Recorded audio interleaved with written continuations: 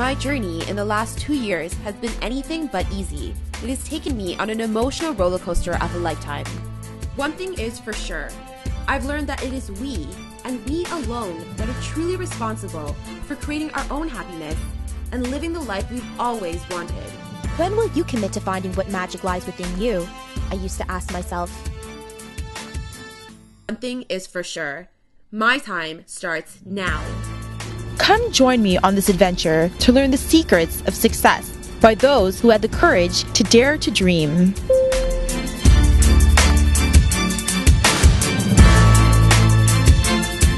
Next, we sit down with environmental leader and award-winning broadcaster whose deep love for our planet led to global change. My name is David Takayoshi Suzuki.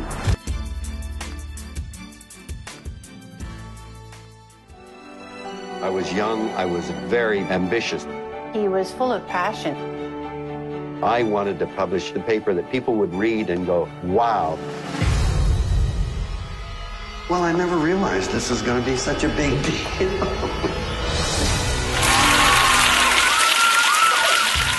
What sparked David's passion for nature? My dad loved camping and gardening and fishing. So my earliest memories from childhood were just going camping with my dad. So nature was always a huge part of my life. And I think when you love something, then you want to fight to protect it. What advice do you have for people trying to make it in the industry or have big goals and dreams but don't know how to get started? Well, I have a lot of young people that come to me and say, I'm worried about the environment. I want to do something to save the planet. And my first answer is, don't worry about the planet. The planet will do fine with or without us. But my second part of my answer is, follow your heart.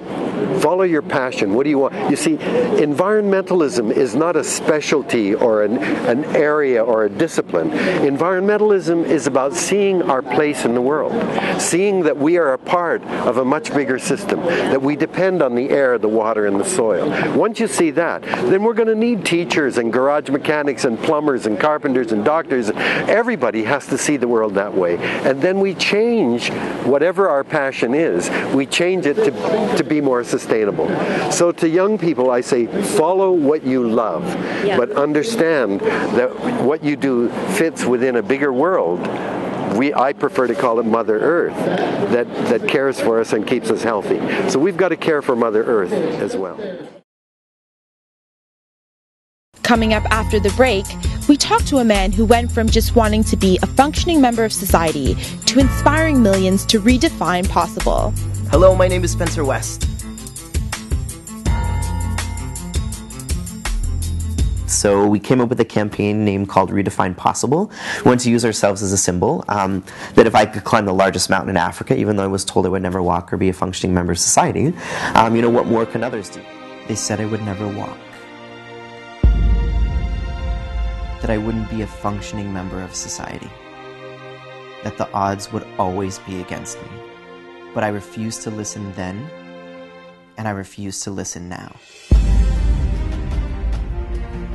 Join me on the greatest challenge I've ever faced as I climb 20,000 steps to the peak of Mount Kilimanjaro and raise $750,000 for clean water programs in East Africa.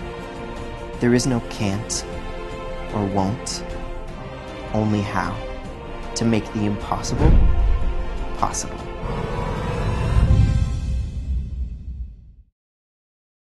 Getting to the top of the mountain for us was sort of proving to the world that, yeah, look, I was told I would never walk or be a functioning member of society, but now here I am on the top of the tallest mountain in Africa, having raised over $500,000 for clean water, walked on my hands and gave back to society. So if I can do that, what more can individuals do to start redefining what's possible for themselves and for their community as well?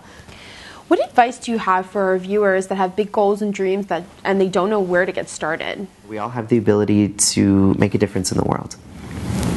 And it's just recognizing that you have that power and then acting upon it. For me, at the end of the day, I want to know personally that I did everything that I could with my life. I did everything that I could with the gifts that I'd been given to make the world a better place. And if at the end of the day, I've done everything I can, then that's all that matters to me.